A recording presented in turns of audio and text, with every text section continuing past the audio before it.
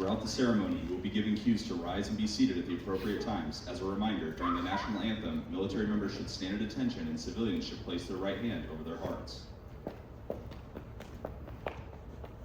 Today, the men and women of the United States Air Force pay special tribute to Senior Master Sergeant Zachary K. Replogle on the occasion of his promotion to Chief Master Sergeant. The presiding official for today's ceremony is Lieutenant Colonel Brian M. Ingram, Commander, 366th Logistics Readiness Squadron. I am Master Sergeant Brian Hanley, and I will serve as your MC for today's ceremony. Please stand for the arrival of the official party, singing the national anthem by Airman First Class Elizabeth Perez, and remain standing for the invocation provided by Chaplain Massey.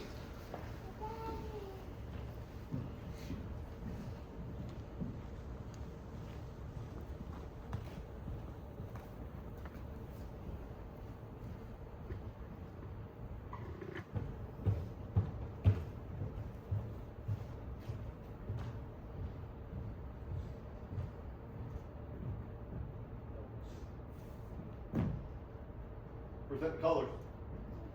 Stand by. Colors. Next foot. Right shoulder. March.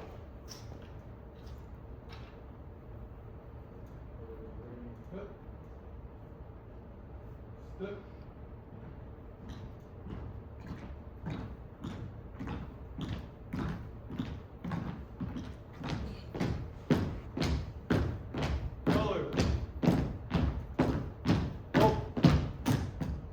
Present arts. Oh, say, can you see by the dawn's early light what so proudly we held at the twilight's last gleaming, whose bright stripes and bright stars through the perilous fight, o'er the ramparts we watched were so gallantly streaming, and the rockets' red glare, the bombs bursting in air, gave proof through the night that our flag was still there. Oh, say does that star-spangled banner yet wave o'er the land of the free and the home of the brave? Forward. Arch. Colors. Colors turn. Arch.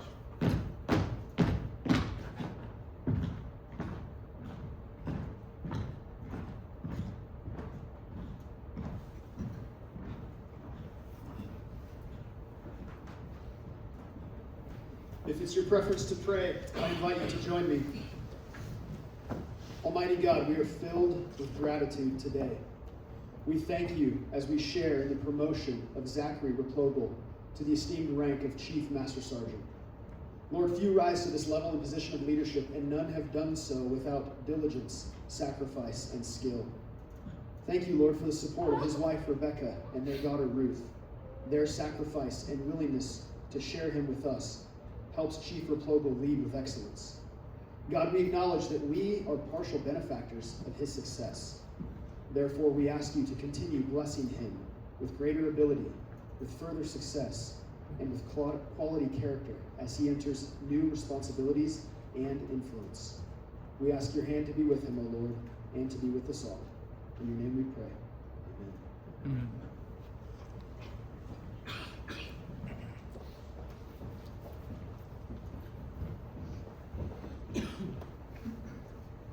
Ladies and gentlemen, please be seated. Thank you, Airman Perez, for that beautiful rendition of the national anthem, and Chaplain Massey for that powerful prayer. At this time, we would like to welcome Senior Master Sergeant Replogle's family in attendance with us today. His wife, Rebecca.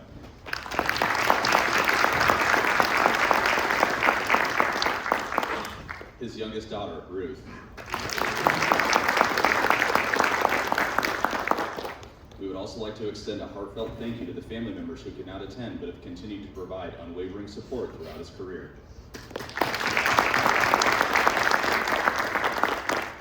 We would also like to welcome our distinguished guests, the Commander, 366 Fighter Wing, Colonel David Gunter. The Command Chief, 366 Fighter Wing, Chief Master Sergeant Joseph Rohde and his wife, Cheryl. The 366 Mission Support Group, Commander Colonel Christopher Hansen.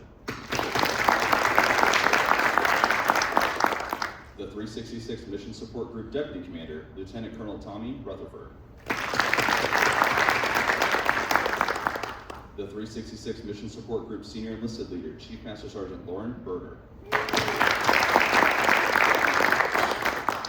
The 366 Maintenance Group Commander, Colonel Michael Perez. The 366 Maintenance Group Senior Enlisted Leader, Chief Master Sergeant Joshua Cook. We would also like to welcome all directors, commanders, senior enlisted leaders, fellow chiefs, first sergeants, coworkers, family and friends in attendance today, and those joining us online.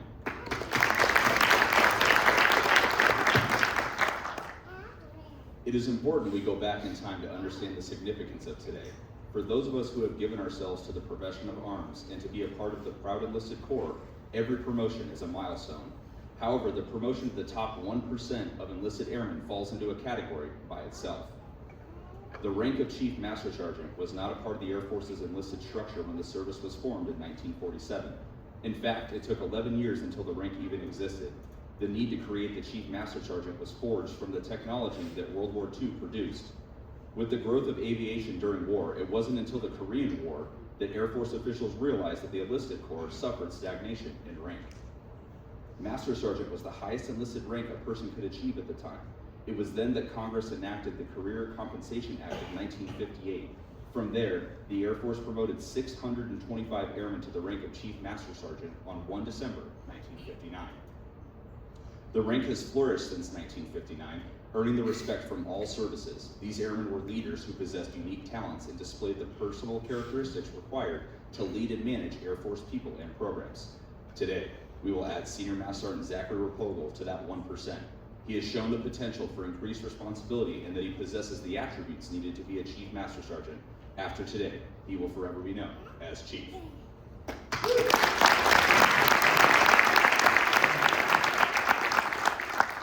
It is now my pleasure to introduce our presiding officer, Lieutenant Colonel Brian M. Ingram. Sir, the floor is yours.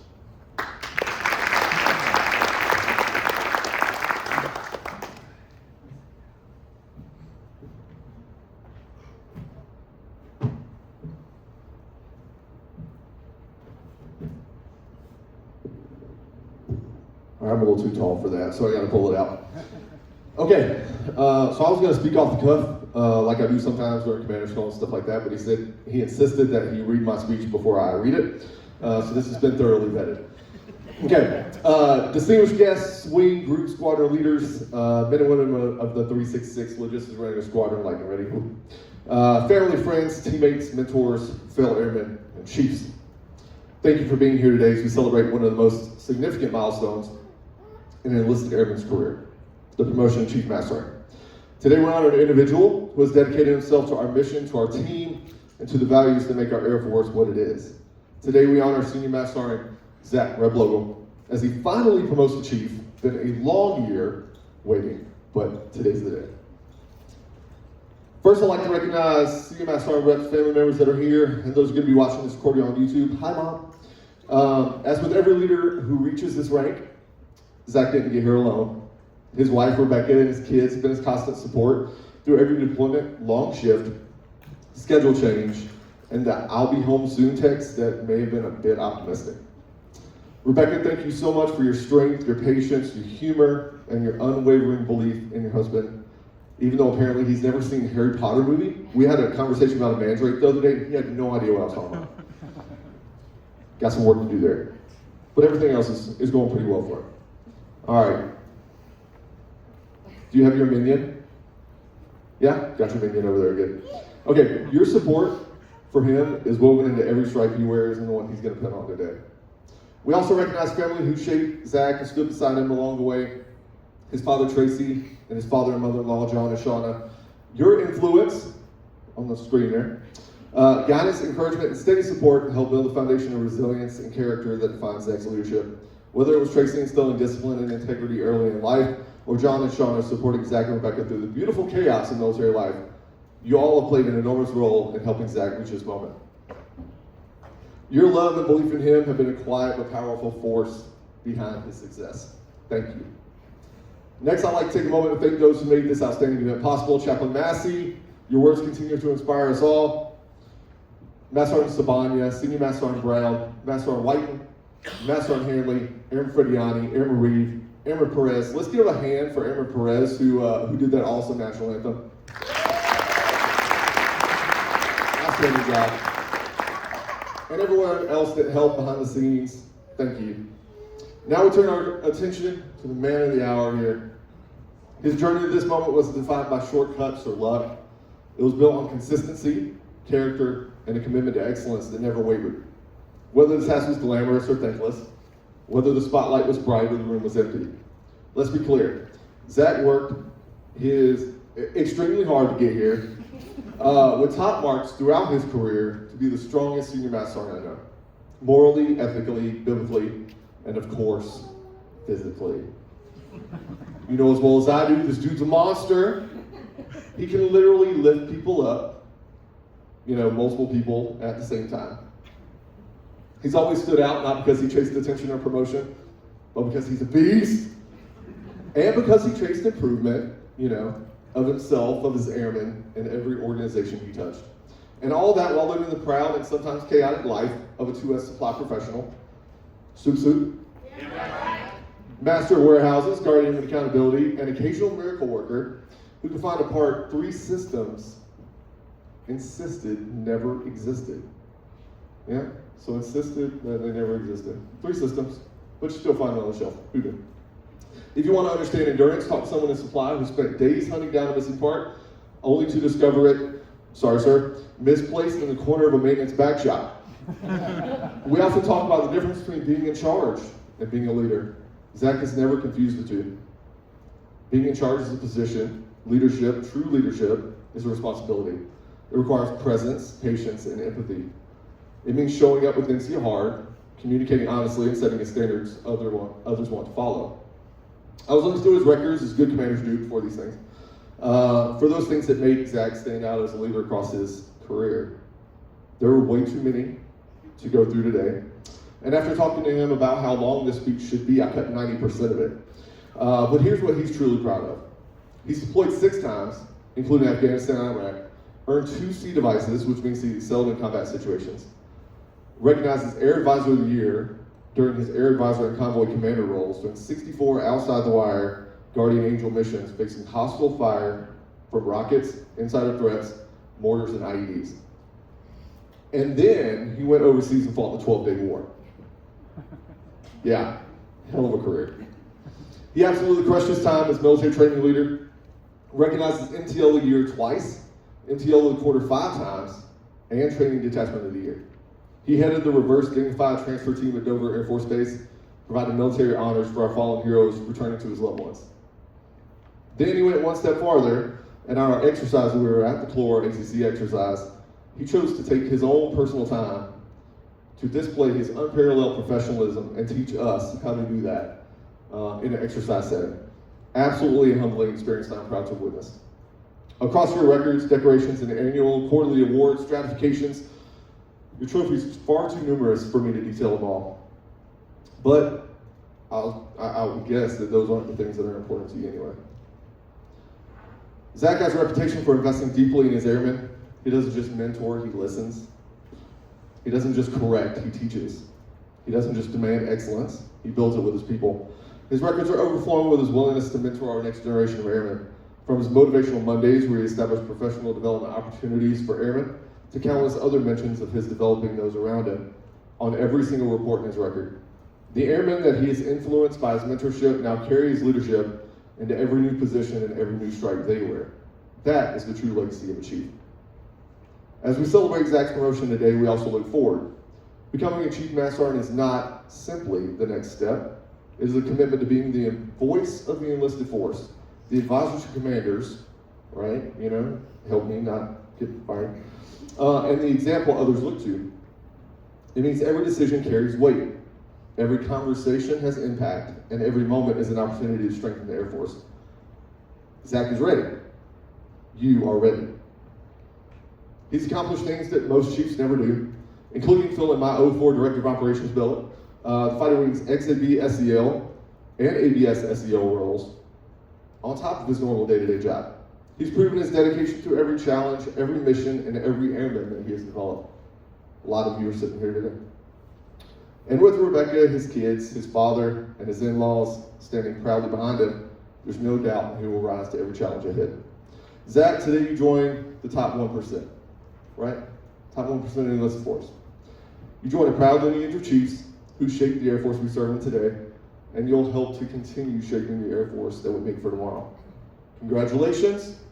The Air Force is stronger today because of you, and will continue to be stronger tomorrow because of the leadership that you continue to bring. Ladies and gentlemen, please join me in congratulating Chief Master Sergeant Zach Replogle.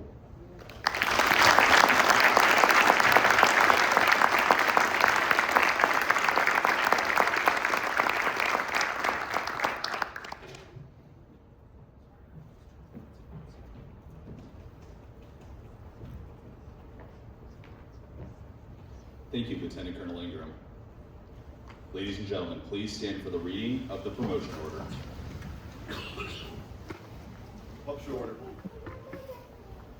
Attention to orders. The President of the United States, acting upon the recommendation of the Secretary of the Air Force, has placed special trust and confidence in the patriotism, integrity, and abilities of Senior Master Sergeant Zachary K. Replogle. In view of these special qualities and his demonstrated potential to serve in the highest enlisted rank, Senior Master Sergeant Replogle is promoted to the rank of Chief Master Sergeant in the United States Air Force, effective 1 December 2025, by special order of the Secretary of the Air Force.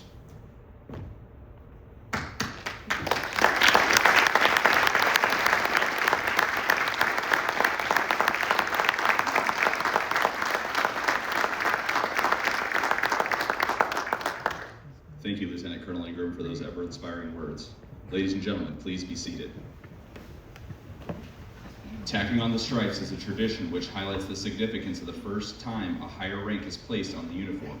It is customary for the promotee to have family members, close friends, current or former supervisors participate in the recognition of their contributions to the promotee's success. At this time, we would like to invite Senior Master Sergeant Replogle's wife, Rebecca, and youngest daughter, Ruth, to come forward and assist with the exchange of the rank insignia.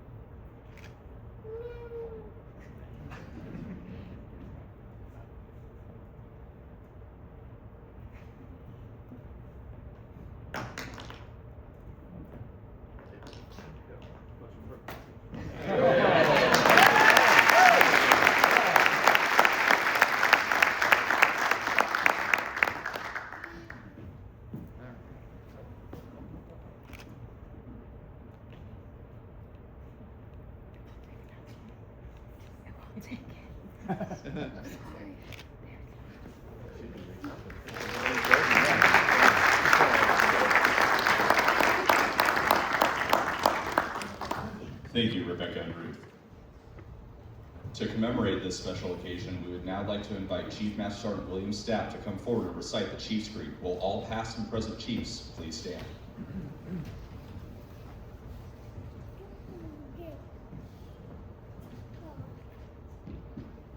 It's an honor to do this.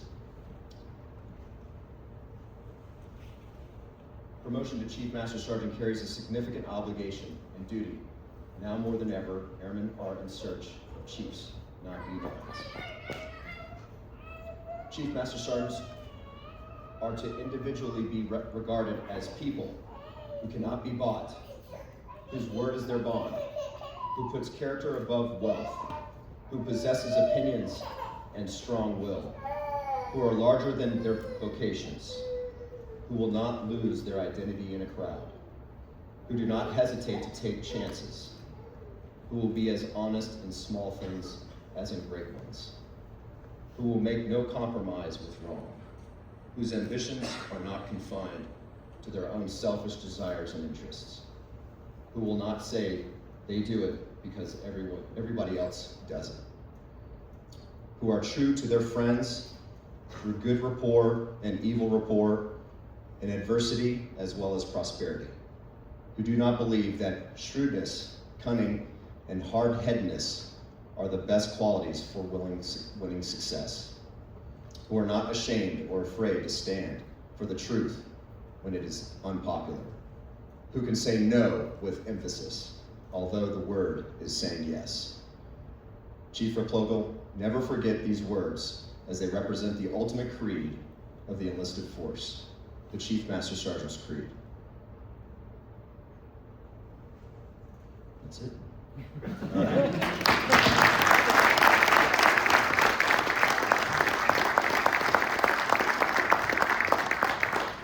Thank you, Chief Sapp.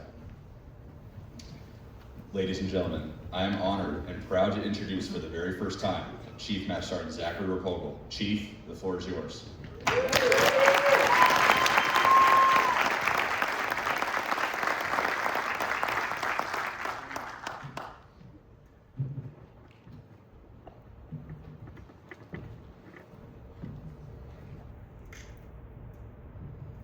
All right.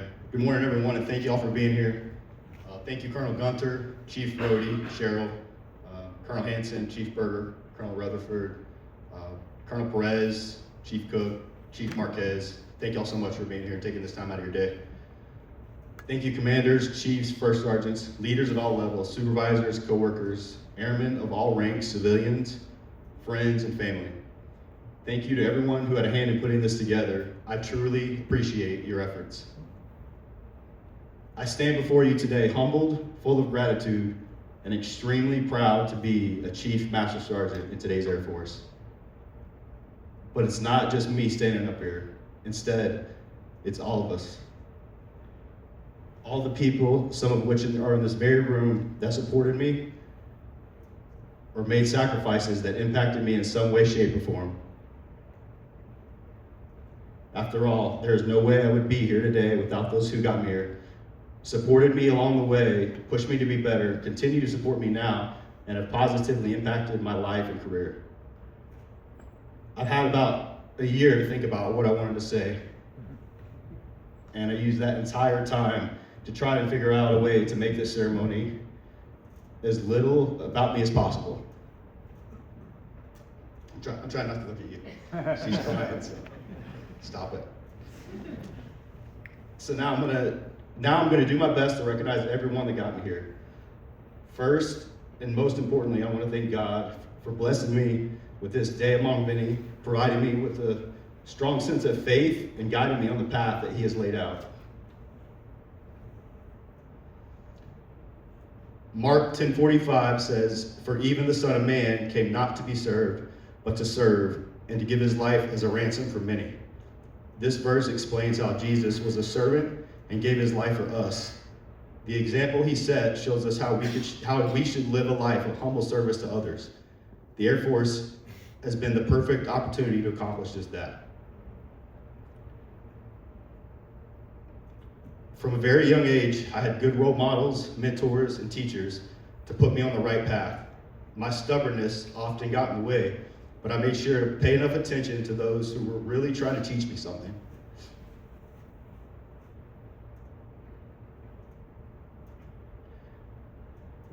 My dad, sorry.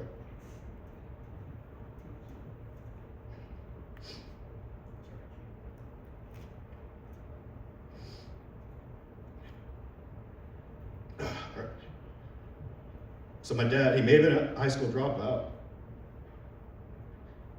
but he was and is the hardest working man I know. Growing up, I remember watching him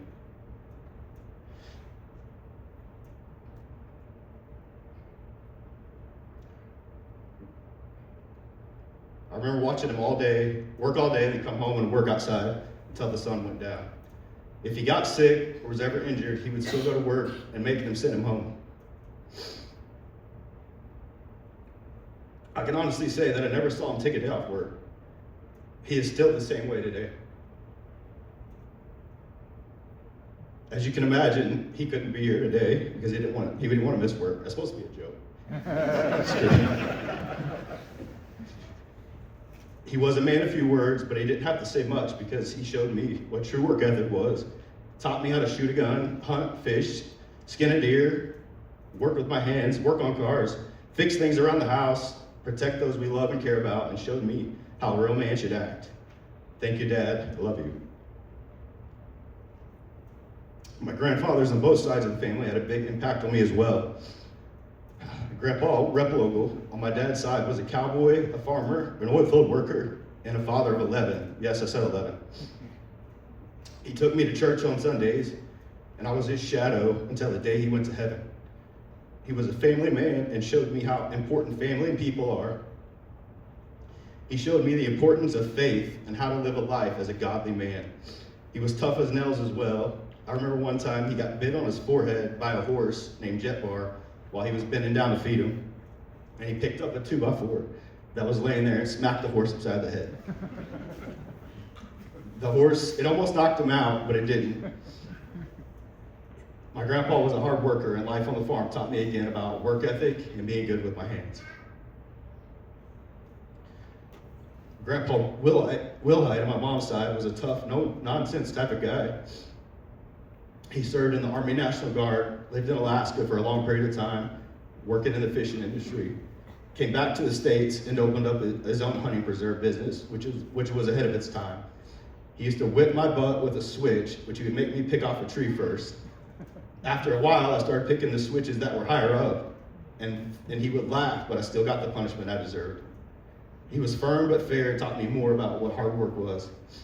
A couple of quotes that he said that I'll never forget are, anything worth doing is worth doing right, and if you're going to do something, then do it right the first time. To my high school football coach, Coach Scott Morgan, who taught me all about what leadership was and taught me to always be prepared, play hard, and finish, which was our team mantra. Coach Morgan was a great leader. He really cared about us players, and it showed. After high school, I went to college for a few years and eventually joined the Air Force. I was in the Air Force for a little while before I found my purpose and really joined. They say there are two instances when we join the military. One comes the first time we raise our right hand, and the other comes years later when we really commit to the force and devote our lives to the military. I remember both of those days very well. During my first few years in the Air Force, I don't recall anyone that really made an impact on me, but I can't say that I was looking for guidance or leadership either. However, all that changed when I was given a short notice deployment to Afghanistan. At the time, they called them JET deployments, Joint Expeditionary Taskings. I had deployed once before to Kuwait for 4 months and really didn't get much out of it, but this JET deployment sounded promising as I would be deploying with the Army and Marines to a combat zone. After 6 weeks of Army training at Fort Dix, New Jersey, where we learned a ton of combat training, land nav, night vision ops, medical skills, and how to drive Humvees, I landed in the heart of Afghanistan, Kabul. I still remember flying from Bagram Airfield down to Kabul and doing a combat landing in the C-130 at Kabul International Airport. My stomach was in my throat as we came over the mountains and dropped altitude at a rate faster than I'd ever experienced before. Once off the plane, we convoyed to my new home, Camp Eggers. I was one of only 2 airmen at this base, and everyone else was a mix of Army, Marines, Navy, and a lot of coalition forces. I showed up at my shop the same day and met my new supervisor, Gunnery Sergeant David Pensante. Gunny was a supply sergeant, but he was a Marine first. If you asked him what his job was then or today, he would tell you that he was a Marine and a rifleman. Supply was just his backup job. He was your typical Marine, short and fit with a buzz cut and full of confidence. On day 2 of being in country, we had a group of Army members come to my shop to pick up their standard duty load of 210 rounds of 5.56 and 30 rounds of 9mm ammo. While they were there, a Sergeant First Class Smith asked to speak to Gunny outside, and then 5 minutes later, Gunny Passante came back in to tell me that I was now going to be assigned to the Rhino/Convoy team. Rhino was their call sign, and they were a group of Army soldiers that performed convoy missions all around the country. He said I would be reporting there every morning, and if they had a mission, then I would go on it. If there were no missions, then I would just come to work in the supply section. I remember being scared and excited all at the same time. I spent the next 8 months convoying all over Afghanistan and was the only Air Force guy on the team. Not only were we the convoy team, but we were also the quick reaction force and the mobile medevac team. I have a ton of stories to tell, but I will save those for another day. I saw a lot of good and a lot of bad, but I chose to focus on the good. There were some close calls, but we made it out unscathed. My experiences in Afghanistan will never leave me, and Gunny Passante showed me what a warrior mindset was and taught me that I should be an airman first, putting my job and AFC second. He could have never been more right, and since that deployment, I have worn this uniform proudly as an airman first.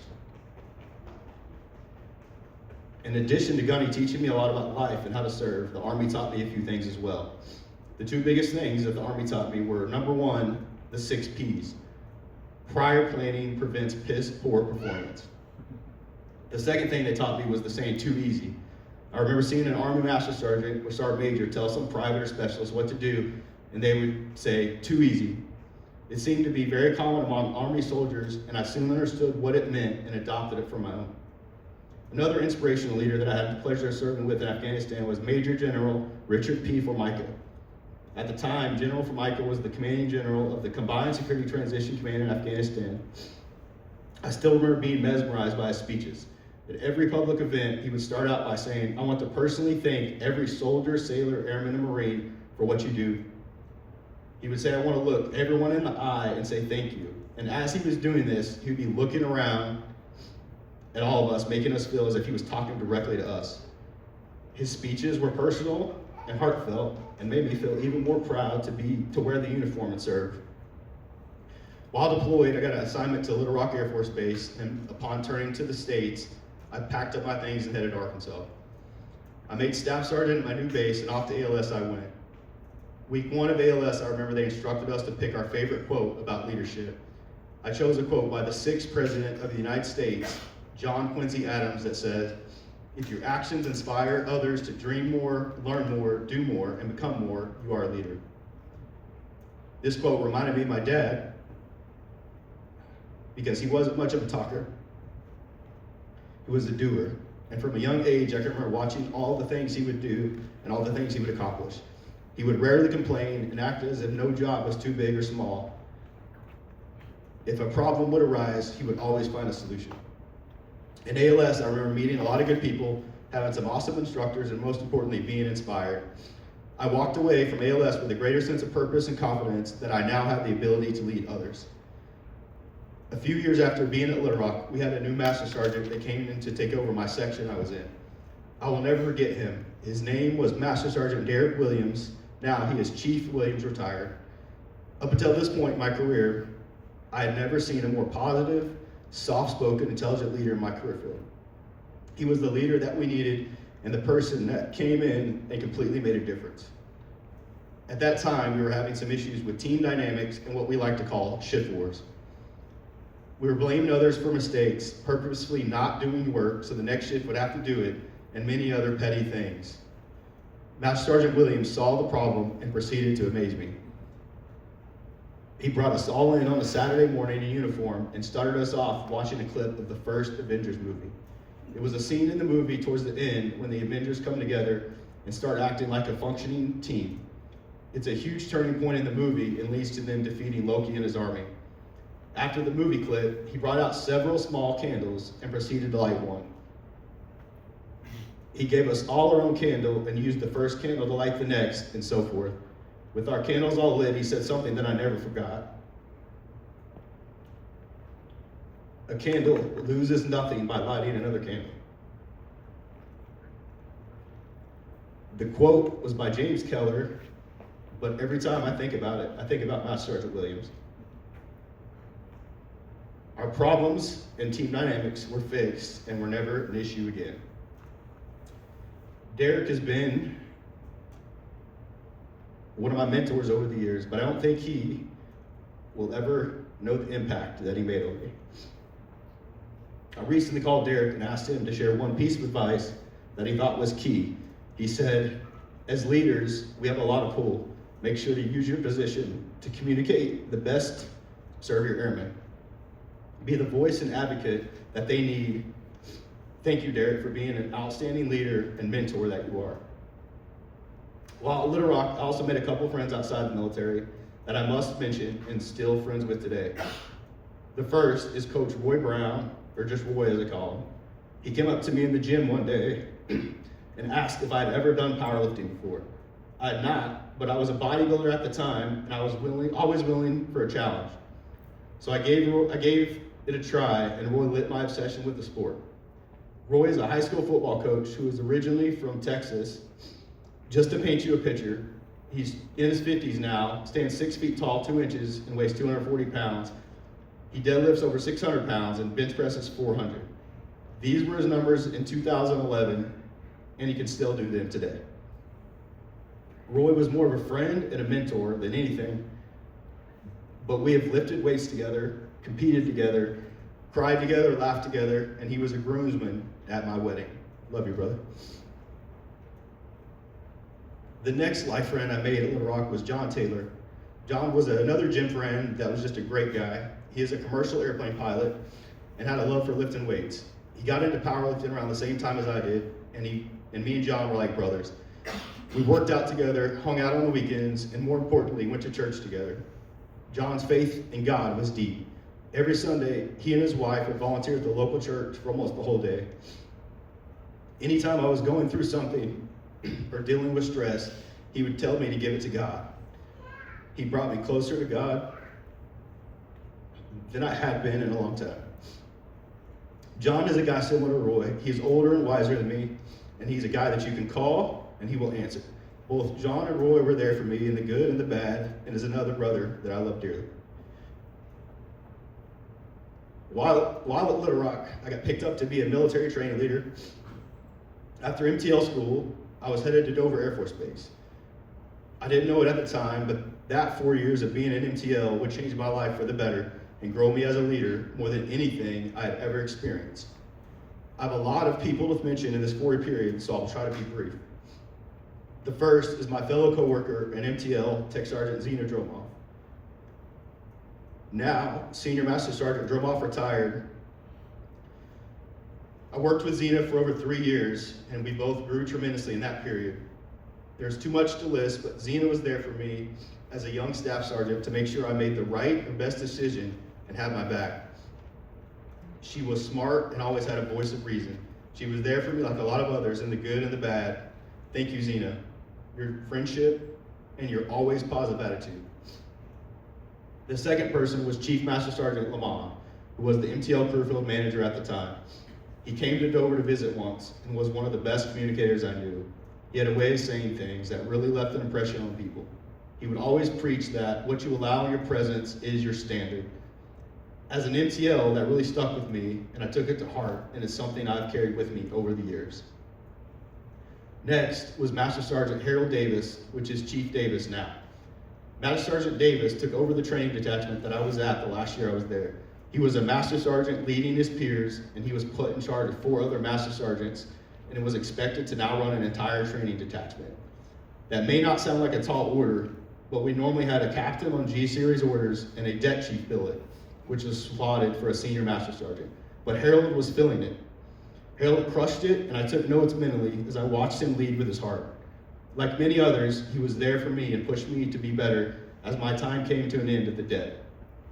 Harold has been a mentor of mine over the years, and I recently called him to talk to him as well to get another nugget of advice. He said, "No issue is too small. What might be trivial to you could be someone else's whole world. Treat everyone and every conversation with your full attention. Not only is it the right thing to do, but it builds trust and rapport within your team." Thank you, Harold.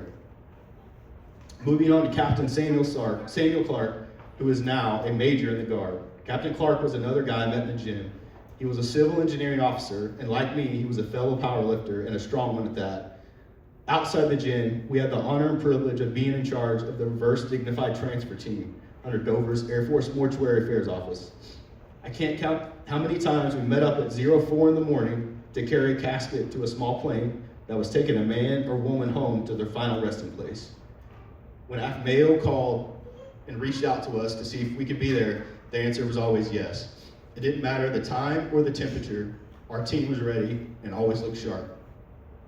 Sam and I competed in a few powerlifting competitions together, different weight classes I might add. He was there for my promotion to tech sergeant, blue rope removal ceremony, and my going away. We have kept in touch over the years, and he is always just a meme away. The memories we had on the flight line at Dover, being part of one of the most humbling missions in the Air Force, will forever be ingrained in me. The last person I will mention from Dover is Chief Master Sergeant retired Pete Tassione. I'm sure we all have that one person that has impacted our career the most. Well, Pete is that one person for me. Pete is now retired, but back when I met him at Dover, he was taking over as det chief. Pete was a C-17 crew chief by trade, prior tech school instructor, and the list goes on. The first memory I have of him is when he had me come over to his office for our first meeting and feedback session. I remember sitting down in his office, looking at all his accolades and being astonished. He pointed to a large whiteboard hanging on his wall, and I noticed that he had taken the time to list every single member of the det on that board. I believe we had 32 instructors and 2 MTLs, all of which were listed on this board. Below everyone's name, I saw columns with things listed out to the side, like CCAF, bachelor's, master's, SEJ PME1, SEJ PME2, master's cert, etc. He created a board to track our accomplishments and set goals for us. He explained how he wanted to know where we all stood and what we needed to accomplish and work on.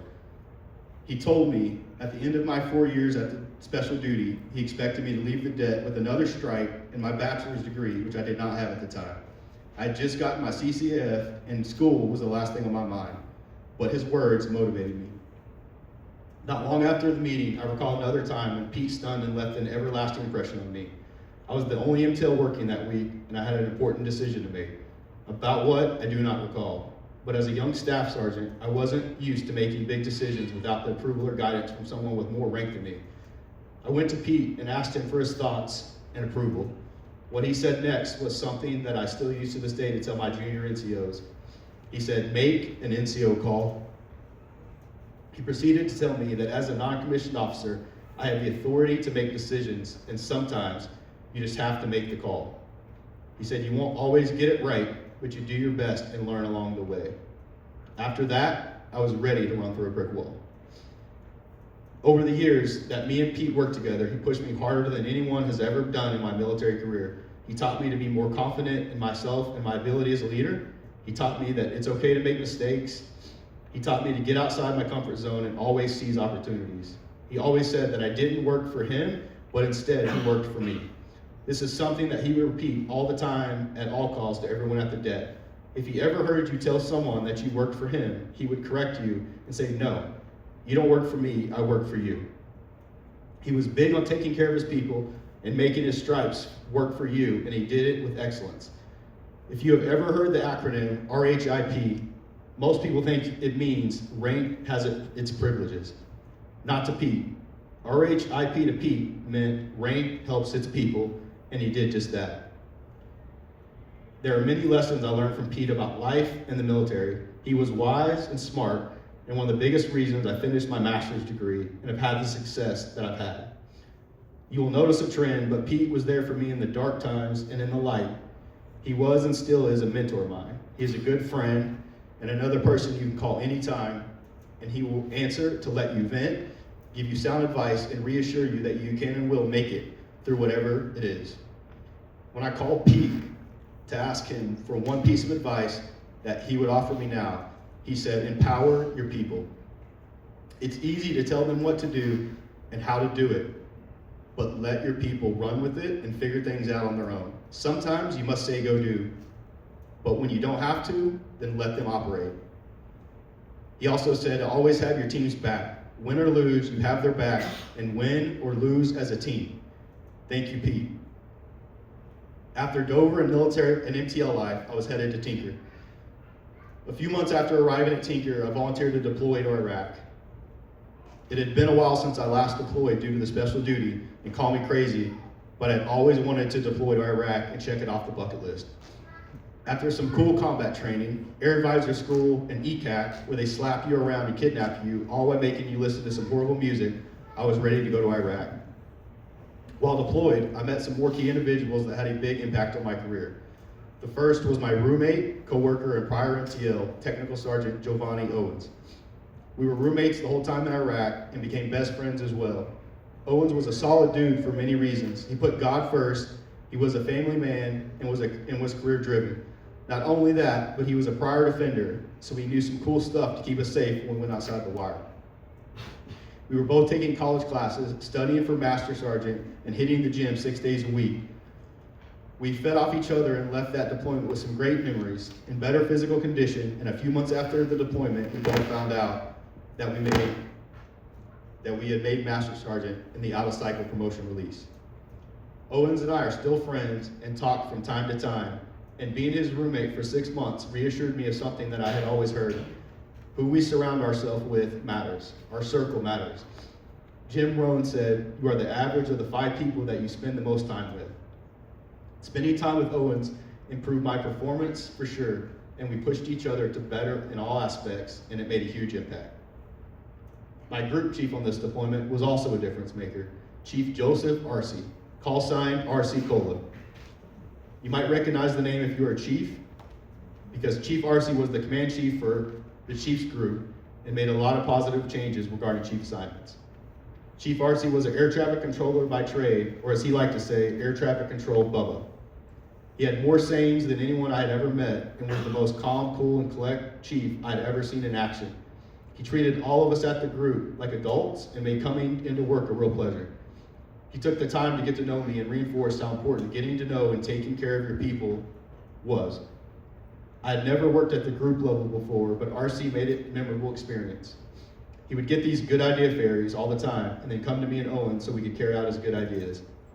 In all honesty, he was smart and had some great ideas that we seemed to make reality over the course of the deployment. He would always say, "I don't know what I don't know," which is another thing that stuck with me beyond that deployment.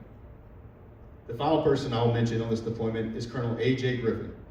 Now A.J. is retired working for Boeing, but back when he was Colonel Griffin, I had the pleasure of working with him. A quick backstory about A.J. I first saw him on the TV screen at ECAC, day 1 of the course, getting the crap beat out of him by all the cadre. I had no idea he was going to be my deputy group commander in Baghdad and lifelong friend. A.J. was easy to work with and was a very polished officer. We went on a ton of key leader engagements with Iraqi generals, ate some questionable food together, provided free of charge by the Iraqi Air Force, and traveled all over Iraq via Blackhawks and up-armored vehicles.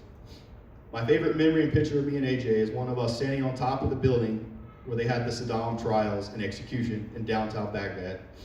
I know it sounds dark, but it's a part of history and was a cool experience just to be there. AJ was a great leader that had a unique gift for talking to people and making them feel important. He made everyone feel special that he talked to and was just a down-to-earth kind of guy. After deployment, AJ made it an effort to come to my promotion ceremony for Master Sergeant, and I had the pleasure of going to his retirement. We keep in touch, and he is another mentor of mine that has given me some solid advice over the last few years. He recently tried to get me to come work for Boeing, but I told him God had other plans. After Iraq, I returned to Tinker and back to my flight. My flight chief at the time, Master Sergeant Lavelle Lake, is the next person I would like to mention. Lavelle was a guy that deeply believed in taking care of his people and fighting for his people. A lot of things that Lavelle did for me and my team I didn't discover until years later when he told me. Long story short, during my first few years at Tinker, we had a very toxic senior who ran our flight. For the sake of keeping this positive, I won't dive into those reasons why she was toxic, but I can tell you that Lavelle shielded us from a lot of her BS. He pushed me for promotion during the E7 EFTP, even after I'd only been there a few months, and I was the new guy. Later, I found out that our senior didn't like this, but he did it anyway. Lavelle was great at writing. He was an expert at writing bullets, packages, and decorations. He made it look easy. He was always the most prepared person in the room at any meeting. He PCS'd about a year after I returned from Iraq, but we still keep in touch to this day, and he has helped me out with a lot of things. Lavelle is a friend, a mentor, and a person that I hope to see again someday. The next few years at Tinker flew by, and after meeting the love of my life, making sure she's paying attention, getting married, another deployment, and making senior, I was headed to gunfighter country. The list here is long, and I will only mention names, but there are so many people here at Mountain Home that have helped me and made a positive impact in my career. Colonel Alfaro, Colonel DiVittori, Chief Rhodey, Chief Foster, Colonel Hanson, Chief Berger, the Chief O's, the Chief Burks, Chief Vitalio Ross, Chief Kreider, Chief Curtis, Chief Lyle, Chief Cook, Chief Ox, Chief Dunca, the men and women of the Gunfighter Top 3 Chiefs Group, Colonel Mackey, aka Bullet, Colonel Slack, aka Razor, Captain Garrett Myers, who was my roommate in Japan, Lieutenant Colonel Rutherford, Senior Garber, Captain Littlefield, First Sergeant Seeley, if she's still here, in-flight leadership for being a solid team, and all the flight leads in the unit. It is and has been a pleasure working with all of you. Chief Staff, thank you for reading the creed and being a solid chief that I can strive to emulate.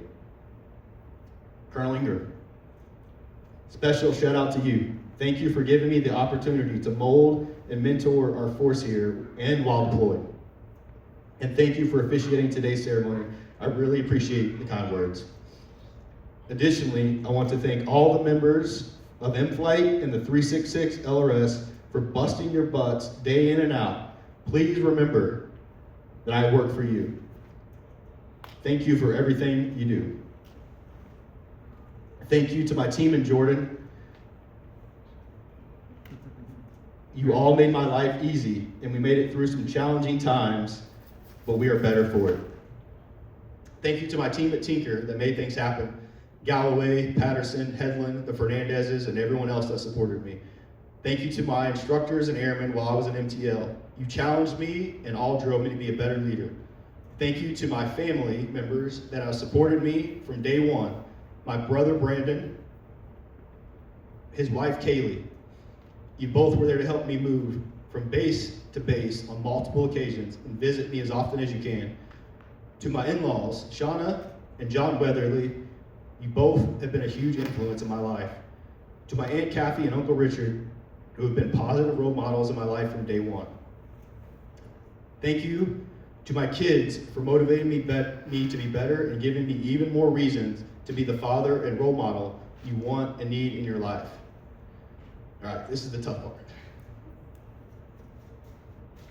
Finally, I would be remiss if I didn't thank the one person that has truly made the impact on me as a person, the biggest impact on me as a person, and supported my career from day one. My beautiful wife, Rebecca. I've made a lot of bad decisions in my life, but you are definitely not one of them. I appreciate you keeping me in line and always having my back. I promised her I wouldn't tell any dad jokes. So everyone, you can thank her later. I do have some good dad jokes though, some of y'all know. On a serious note, you are my biggest motivator. You treat me like a king, and I have tried and continue to try and treat you like the amazing woman you are. You deserve the world, and I'm so thankful that God made you part of my life. 3 deployments and numerous TDYs, and we are still going strong. I will save the mushy stuff for retirement, but just know that I love you and I respect you. Thank you for all the sacrifices you have made for me and this family, and the sacrifices that you will continue to make as long as I wear this uniform. We serve, but they sacrifice is something I've heard throughout my career, and it couldn't be more true. Your continued love and support mean more than you'll ever know. Before I end today, I want to share a quote and a portion of a speech that I once heard. The quote says, "Our warriors are no longer limited to the people who fly airplanes. Our entire force is a warrior force. Being a warrior is not an AFSC, it's a condition of the heart. General John P. Jumper. I think this rings true today more than ever as we see our force go through the many changes, moving back to stricter standards, a focus on physical fitness, and a warfighter mindset. Gunny Pensante instilled this in me early in my career. All right, now onto the speech. This is the ending of a speech given by Medal of Honor recipient Army Staff Sergeant David Bolivia on 26 June 2019. We will not be intimidated. We will not back down. We've seen war. We don't want war, but if you want war with the United States of America, there's one thing I can promise you, so help me God. Someone else will raise your sons and daughters. We fight so our children never have to. We fight for one day when our children and our enemies' children can discuss their differences without fear or loathing. We fight so that anyone out there thinking about raising arms against our citizens or allies realize the futility of attrition against a disciplined professional and a lethal force built to withstand anything you can dream of throwing at us. Americans want this kind of country. Americans want this kind of world. And we stand ready to defend it, to protect us, so help us God. In closing, thank you for trusting me and giving me the responsibility to lead our airmen. Thank you for being here. I care about this uniform, and I care even more about those who wear it. I love this country, and I love the Air Force. It's an honor and a privilege to serve. God bless.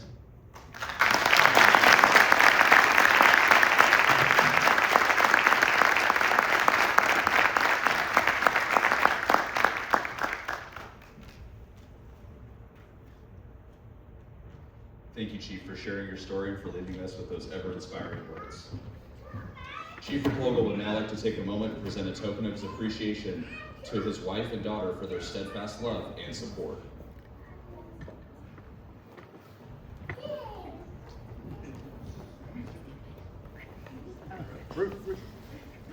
She's been doing laps around here.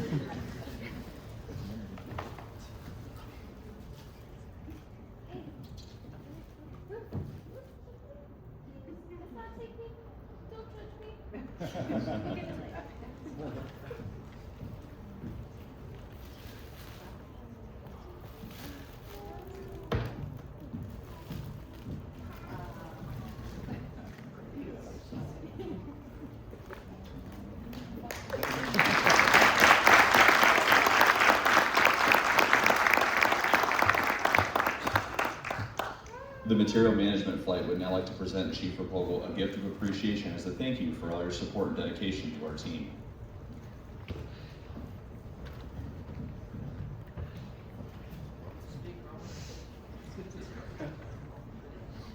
Chief.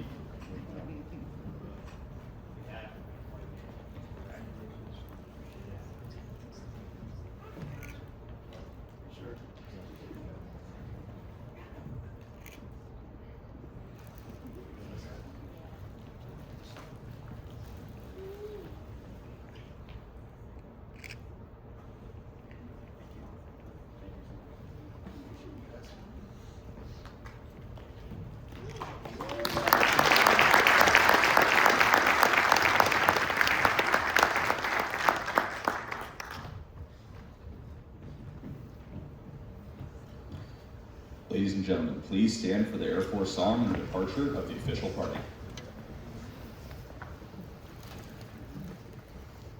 Off we go into the wild blue yonder, climbing high to the sun. Here they come, soon to meet our thunder. Admirals, give them the gun. Give them the gun! Down we dive, spouting our flames from under. Off with one hell of a roar. We live in fame, we go down in flames. Hey, nothing can stop the U.S. Air Force.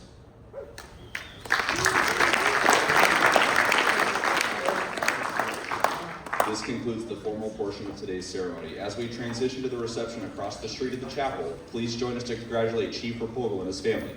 Thank you for attending today's ceremony. Have a wonderful Thanksgiving, and in case I don't see you, good afternoon, good evening, and good night.